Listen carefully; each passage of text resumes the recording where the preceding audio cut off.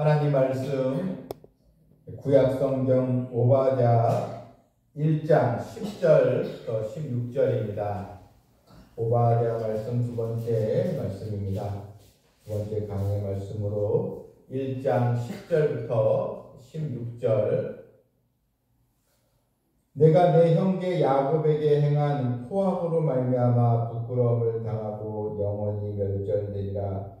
내가 멀리 섰던 날 곧 이방인이 그의 재물을 빼앗아가며 외국인이 그의 성문에 들어가서 예루살렘을 얻기 위하여 제비 뽑던 날에 너도 그들 중 한 사람 같았느니라. 내가 형제의 날 곧 그 재앙의 날에 방관할 것이 아니며 유다 자손이 패망하는 날에 기뻐할 것이 아니며 그 고난의 날에 내가 입을 크게 벌릴 것이 아니며 내 백성이 환난을 당하는 날에 내가 그 성문에 들어가지 않을 것이며 환난을 당하는 날에 내가 그 고난을 방관하지 않을 것이며 환난을 당하는 날에 내가 그 재물에 손을 대지 않을 것이며 내 거리에 서서 그 도망하는 자를 막지 않을 것이며 고난의 날에 그 남은 자를 원수에게 넘기지 않을 것이니라. 여호와께서 만국을 벌할 날이 가까웠나니 내가 명한 대로 너도 받을 것인즉 내가 행한 것이 내 머리로 돌아갈 것이다. 너희가 내 성산에서 마신 것 같이 만국인이 항상 마시고 삼켜서 본래 없던 것 같이 되리라. 아멘. 이웃이 고통을 겪고 힘들어할 때 그 이웃에 대해서 그 아픔을 또 외면하지 않고 또 공감할 수 있다는 것은 인간됨의 최소 조건이다. 이런 또 말이 있습니다. 인간다움의 최소 조건이 무엇인가? 어려움을 겪는 이웃을 보면서 긍휼의 마음을 갖는 것. 이게 이제 인간됨의 최소 조건이요. 반드시 꼭 있어야 할 인간의 덕목이라는 것입니다. 오늘 이 본문은 이 에돔 족속이 왜 멸망을 하였는가, 그 멸망의 이유에 대해서 성경은 기록하고 있습니다. 자, 본문 이 10절을 이렇게 보니까요, 에돔의 이 죄악이 무엇이었는가? 내가 내 형제 야곱에게 행한 포악으로 말미암아 부끄러움을 당하고 영원히 멸절되리라. 자, 에돔은 이제 이방 족속이지만 에돔의 조상이 에서지 않겠습니까? 그래서 여러 이방 족속들, 여러 블레셋도 있고 뭐 여러 나라들이 주변에 있었지만 그래도 이 에돔 족속은 그래도 이스라엘과 형제 국가였다. 그래서 야곱과 에서가 한 형제이지 않습니까? 아니, 형제로서 그래도 다른 이방 민족과는 또 다르게 이스라엘이라는 고초를 겪고 힘들 때 그다음 뭔가 그래도 형제 국가로서 이스라엘을 좀 더 보살피는 그런 마음이 있었지 않겠느냐. 이게 이제 인간의 도리인데, 그런데 에돔 족속은 오히려 이스라엘이 고난을 당하고 나라가 힘들 때 그걸 이용해서 더 포악을 행했다는 것입니다. 오히려 그 약점을 또 이용해서 자기의 이권을 차지했다는 것입니다. 그래서 본문에 네가 형제 야곱에게, 이게 이제 이스라엘 족속에게 행한 포악, 이 포악으로 말미암아 부끄러움을 당하고 영원히 멸절되리라. 여러분, 우리도 살아가면서 이웃에게 악행을 저지를 때요, 여러분 그 악행이 나에게도 돌아온다는 것을 알아야 합니다. 사람이 그래도 진실되고 선하게 살아야지 악행을 저지르면 그 악행으로 말미암아 내가 당하게 된다는 것입니다. 자, 이 에돔 족속이 어떤 식으로 이스라엘을 괴롭혔는가, 이제 구체적인 내용이 11절부터 쭉 나옵니다. 여기 보시면 내가 멀리 섰던 날 곧 이방인이 그의 재물을 빼앗아가며 외국인이 그의 성문에 들어가서 예루살렘을 얻기 위하여 제비 뽑던 날에 너도 그들 중 한 사람 같았느니라.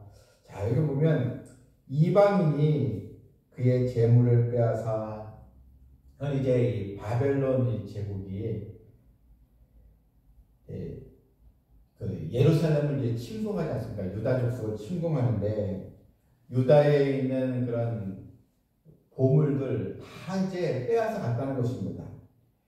또 외국인이 그의 성문에 들어가서 예루살렘을 얻기 위하여 이방 족속들이 예루살렘으로 이제 완전 침입을 해서 서로 좋은 걸 얻기 위해서 제비뽑기까지 했다는 것입니다. 이걸 내가 좋은 걸 택하겠다면서 제비뽑기식으로 그런 식으로 이제 유다 민족을 괴롭혔는데, 근데 너도 그들 중 한 사람 같았느냐. 그러니까 에돔 족속 너도 그것을 이용해서 이권을 차지했다는 것입니다. 그래서 형제 국가였는데 이 야곱 족속, 유다 족속을 불쌍히 여기지 아니하고 그 약해진 유다 족속을 같이 이방 족속과 합류해가지고 그것을 자기 이속을 차렸다. 너도 그들 중 한 사람이 맞다. 그러니까 직접 에돔 족속이 침입한 건 아닙니다. 바벨론이 침입을 한 것이죠.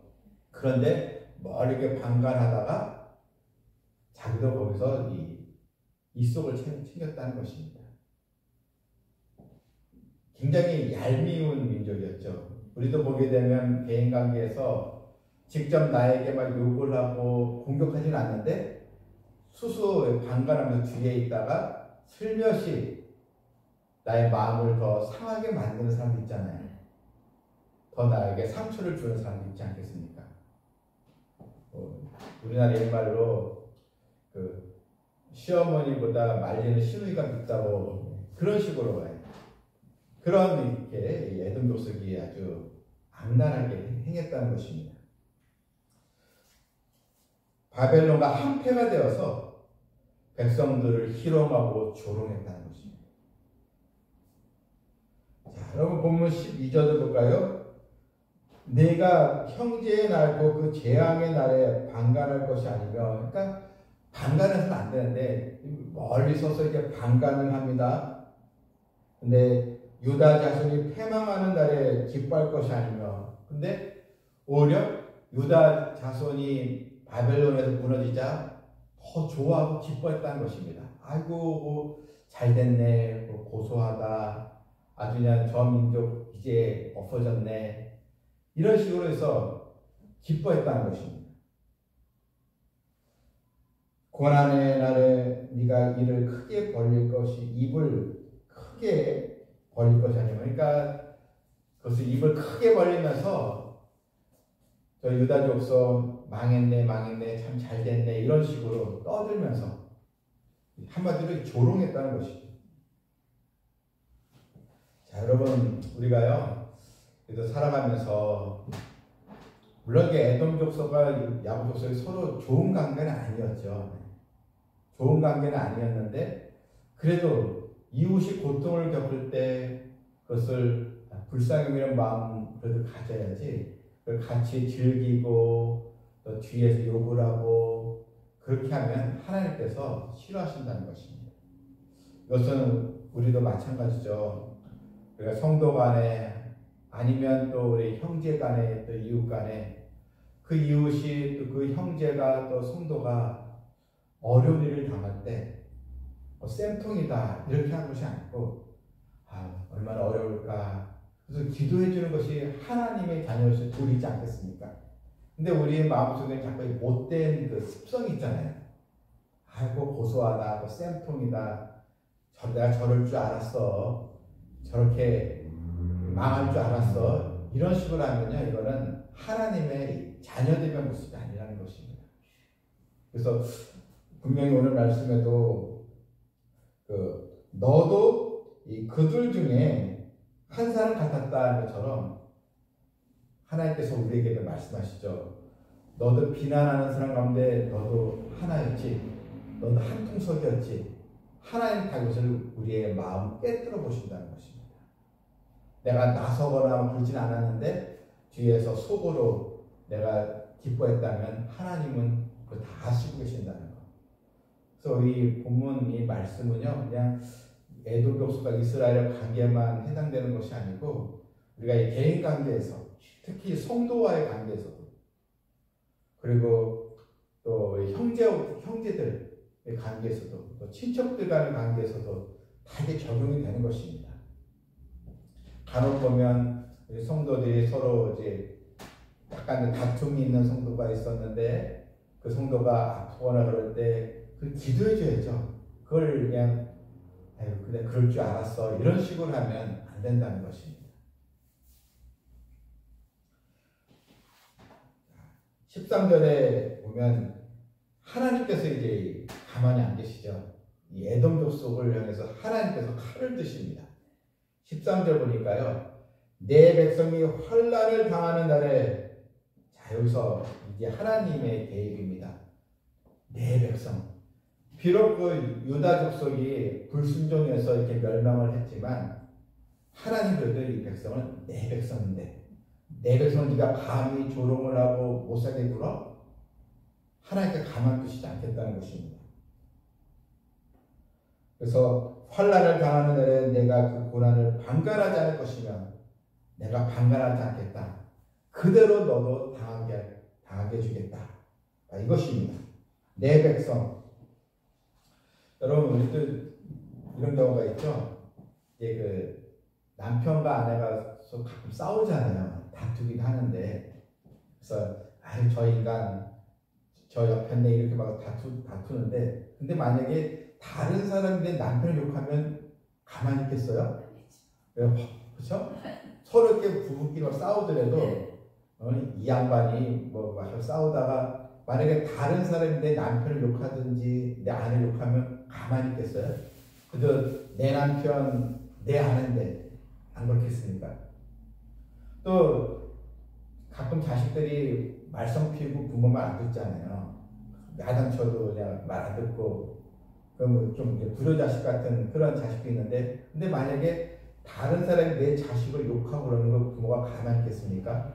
그래도 내 자식인데 안 그렇겠습니까? 그래서 하나님께서 사실 유다 족속을 심판하신 거죠. 불순종하니까.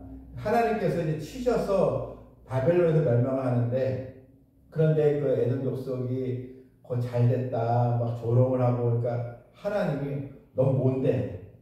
내 백성이야. 네가 비난할 자격이 있느냐? 그리고 그것을 이용해서 네가 이 속을 챙기느냐? 그래서 내가 너를 심판하려. 다 내가 보고 있다. 자식의 무서운 이 말씀인 것입니다. 그래서 하나님께서 내가 방관하지 않을 것이며 또 환난을 당하는 날에 내가 그 재물에 손을 대지 않을 것이며 다 너도 그대로 당하게 된다. 하나님의 준엄한 심판의 말씀입니다. 또한 14절에 내 거리에 서서 그 도망하는 자를 막지 않을 것이며 고난의 날에 그 남은 자를 원수에게 넘기지 않을 것입니다. 자, 이것은 이제 사거리에서 이게 역으로 이거죠. 유다 족속이 바빌론의 그런 공격에 의해서 어째서 도망을 가는데요. 그런데 에돔 족속이 도망간 유다 족속을 오히려 막아서 도망 못 가겠다는 것입니다. 주관이 여기서 죽어야지 어디 도망가느냐. 일부러 그걸 진로를 막아버리는 거예요. 해방한 거예요. 이렇게 아주 악랄하게 악행을 저질렀다는 것입니다. 도망가는 자들을 오히려 막아서 오히려 그것을 노예로 삼아서 다른 나라에 팔아버리는 이런 짓까지 했다는 것입니다. 이런 환난을 당하는 유다 족속을 그래도 동정하지 못할 망정 오히려 더 괴롭게 하고 이렇게 악행을 저지르고 이제 말았습니다. 그래서 하나님께서 내가 너를 가만두지 않겠다는 것입니다. 자, 여러분 본문 16절은요. 여호와께서 15절에 여호와께서 만국을 벌할 날이 가까웠나니 자 이제는 에돔뿐만 아니라 하나님께서 이 만국 열방 다 하나님께서 심판하신다는 것입니다. 이것은 에돔이 야곱 족속에 대하여 행한 것을 보호하시는 것처럼 세상이 만국이 하나님의 백성 하나님의 자녀를 힘들게 하고 공격함으로 인해서 하나님 보고 계시고 이 만국도 내가 처치할 것이다. 이 약속입니다. 이것은 우리에게 이런 의미가 있습니다. 하나님 다 보고 계신다는 것. 또한 세상 사람이 크리스찬 믿는 하나님의 자녀를 핍박하고 교회를 잔인하게 박해하고 하나님 다 그걸 심판하시겠다는 것입니다. 하나의 샘플로 에돔 족속이 이렇게 이스라엘을 고통스럽게 만든 걸 내가 그걸 칠이 하나님께서 책망으로 벌을 주셨던 것처럼 이 만국도 같이 벌을 받을 것이다. 그래서 여러분 이 세상도 하나님의 백성을 못 살게 굴었던 사람들 또 뒤에서 교회를 음해하고 또 예수 믿는 자들을 백성들을 또 핍박했던 사람들 다 하나님의 심판을 받게 되는 것입니다. 이때 우리가 고난을 겪고 미움을 받고 조롱받을 때 낙심할 필요 없습니다.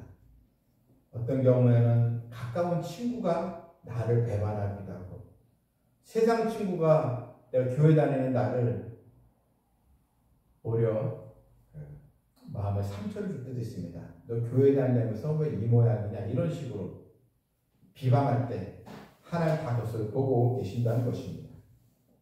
우리 오늘 본문을 마치면서 우리 자신을 또 되돌아볼 때 나도 이웃을 보면서 형제를 보면서 또 성도를 보면서 나도 방관하지는 않았는지 속으로 나도 비웃거나 잘됐다 이런 식으로 이 하나님의 말씀을 어기고 불순종하지 않았는지 또 약자의 무너짐을 보면서 비웃지는 않았는지 웃지는 않았는지 이걸 보면서 하나님은 그래도 형제를 사랑하고 곤경에 처한 자를 또 긍휼히 여기는 백성을 축복하여 주십니다. 오늘도 예수님의 이 사랑을 우리가 힘입어서 우리가 영혼을 품고 또 기도하면서 하나님의 사랑을 또 전하고 또 이웃의 고통에 또 공감을 하고 또 동참하고 또한 나와 관계되는 사람이 어려움을 겪을 때 좋아하는 것이 아니라 그를 위해서 간절히 기도하는 성숙한 하나님의 백성으로 나아가기를 주님의 이름으로 축원합니다. 아멘.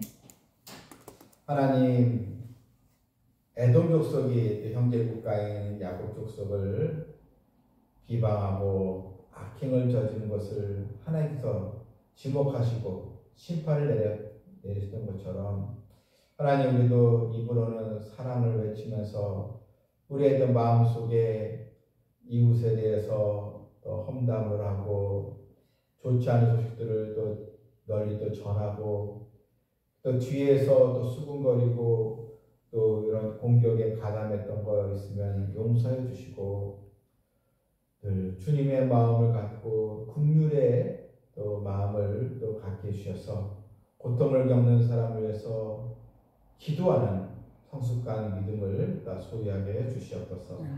예수님의 이름으로 기도하옵나이다. 아멘.